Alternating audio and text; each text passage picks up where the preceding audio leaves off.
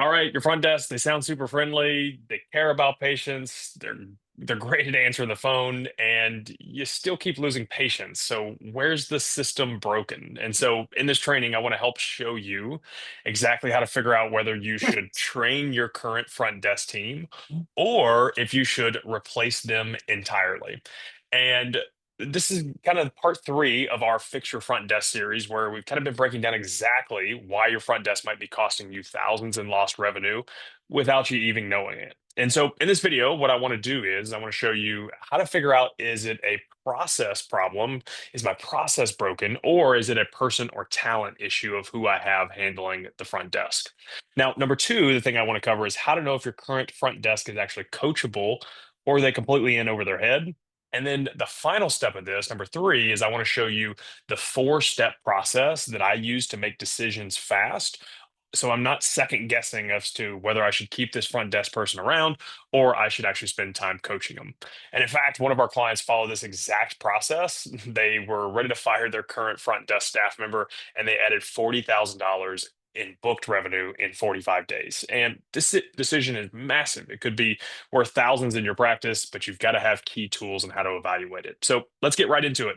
The first big thing we want to figure out is this a process issue or is this a person issue? It's the million-dollar question, right? And I get some practice owners who are very quick to kind of blame it on staff members, right? Where we say, hey, people just don't want to work anymore, or people want too much money. And oftentimes, even our own systems could be broken. And I like to think about this from two standpoints, right? The front desk consists of processes and people, right? And you can also think of that as the vehicle and the driver. And I need both of those things to be really top notch to determine whether or not this is actually going to work. And if I have an A player, let's say I have a Formula One driver, really top tier driver, and I place them into a 1998, Toyota Camry, they're going to have a really hard time going fast and being able to execute things at the front desk.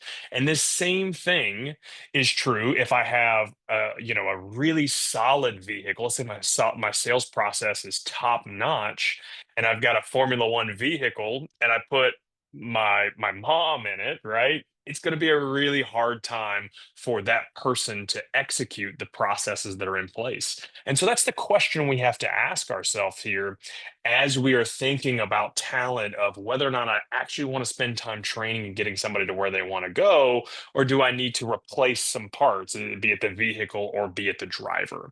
And so the very first question we have to ask is have I given them the right tools?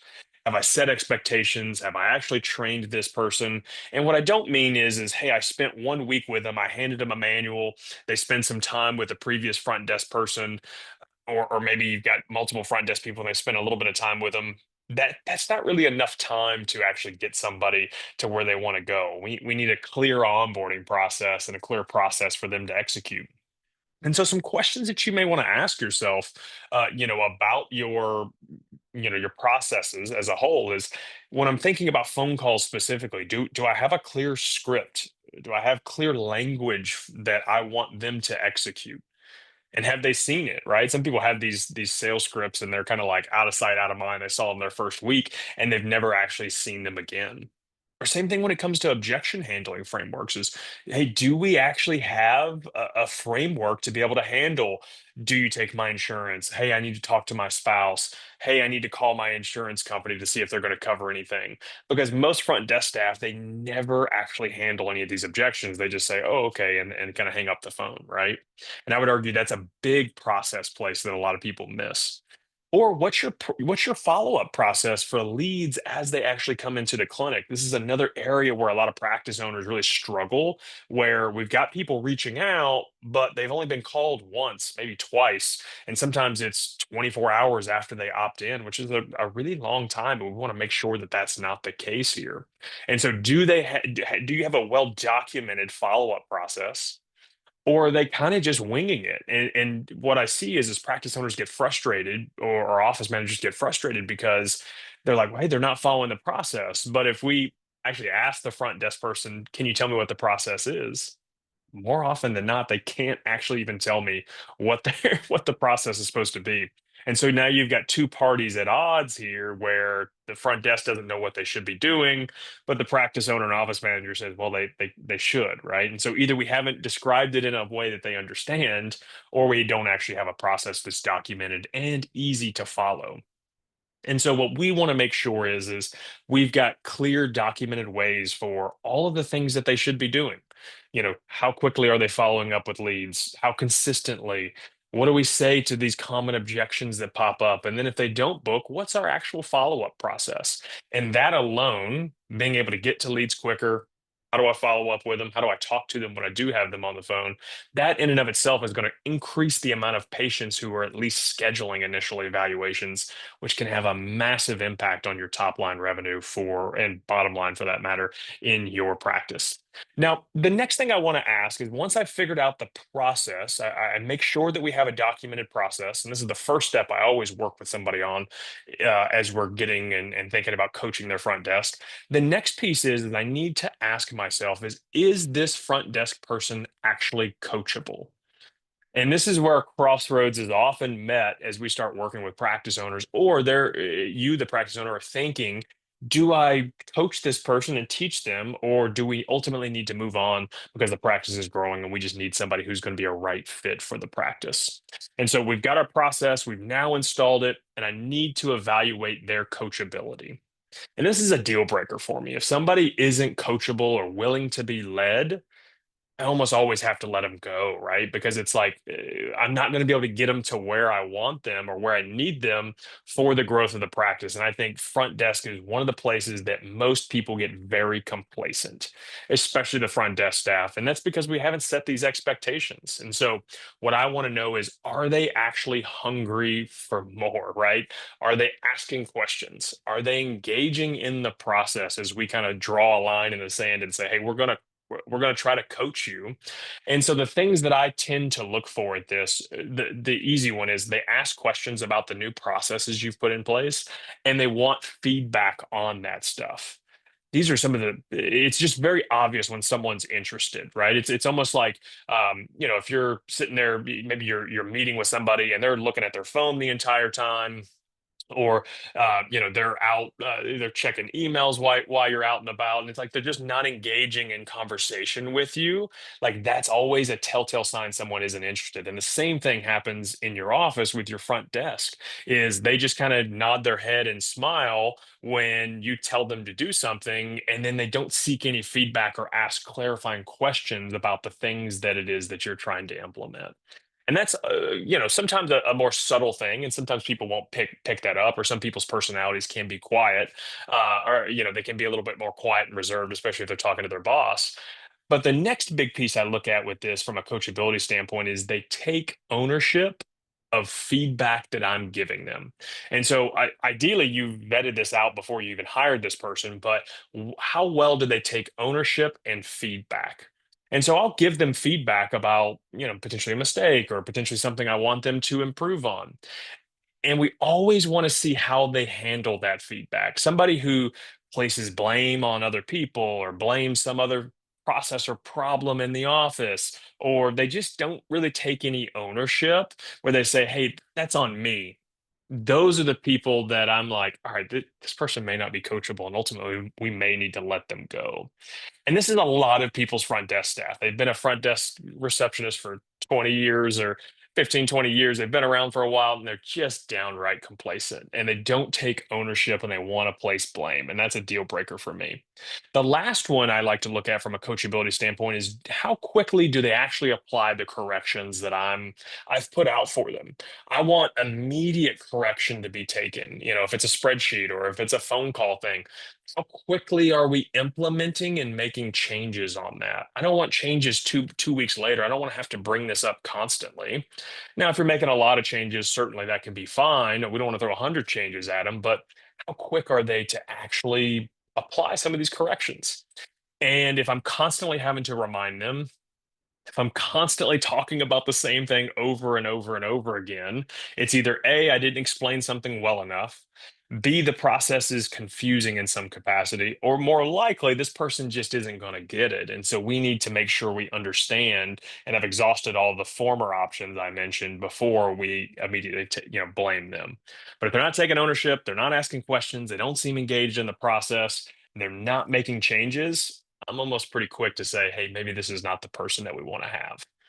But look, if your front desk is open to learning and improving, easily you'll find the people who are ready to rise and ultimately make this place a better place, right? But if they're avoiding feedback and you feel like they're just kind of shutting down while you're giving them feedback, then it might be time to move on.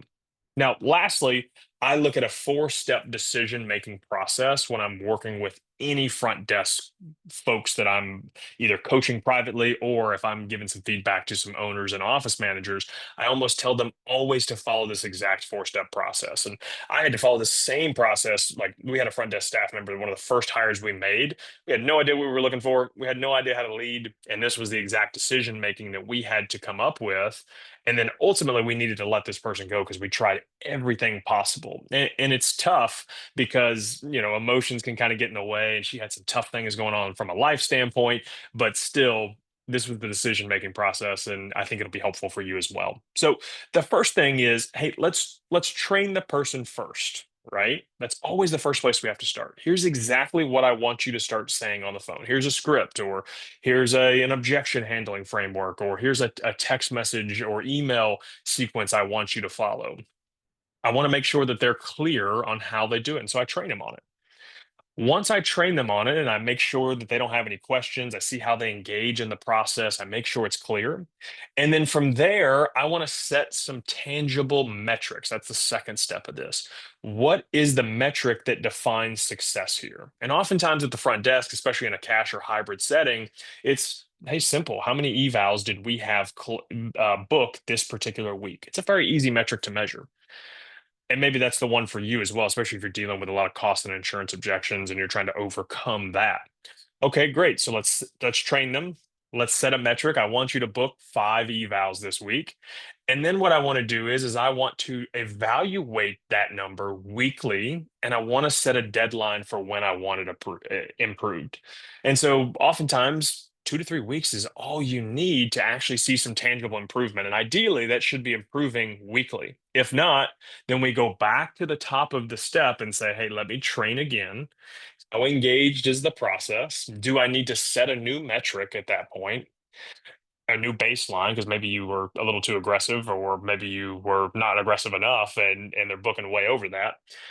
We evaluate that by using scorecards and tracking that data that we want to track. And then lastly, once we set that deadline, it's just rinse and repeat or replace. Simple.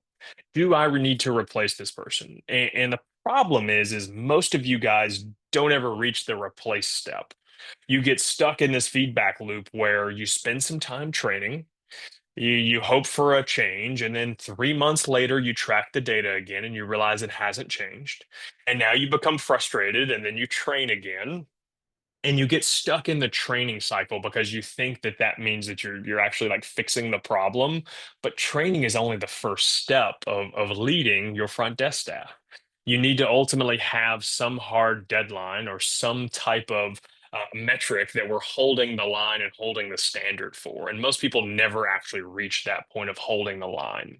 And I get it; it's super tough because the real truth is we delay this because we feel guilty, right? Like we think, well, maybe I haven't given them enough steps, or maybe I haven't trained them enough, or maybe I really like them personally, they have a great personality, but restarting seems like it's too big of a hassle. I don't want to go through a hiring process, right? Because I'm busy treating patients and I have life things, and our emotions kind of drive and get the best of us at that point. I know that was me in my practice where had a front desk staff member had a ton of stuff going on personally, and it was tough. I wanted to keep her around because I liked her personality and she fit culture very well, but ultimately she wasn't going to be able to get us what we needed. And once we set a hard deadline, on improving those metrics, she literally said to us, I don't think I can hit this. I have too much going on and I just don't think I'm going to get there.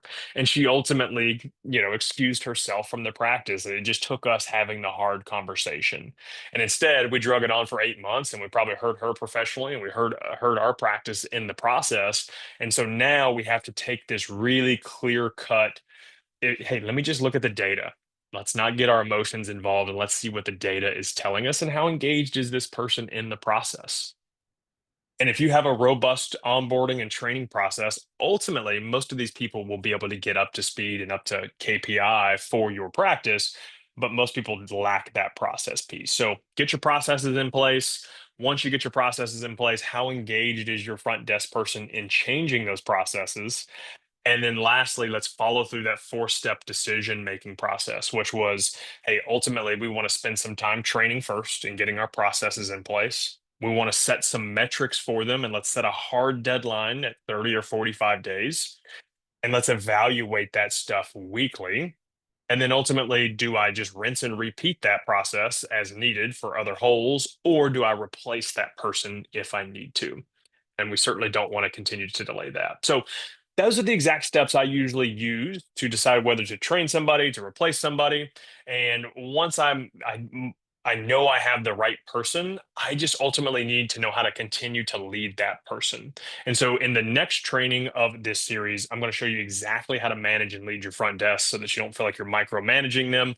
And we want to continue to keep conversions super high so I don't have to, continue to micromanage and babysit every single step that they take. And so definitely check out episode 4 of Fix Your Front Desk series. It's coming next week. Also, if you want any scripts, coaching, or help at finding the right front desk talent, you can definitely check out our school community if you are not already a part of it. Awesome. See you guys then.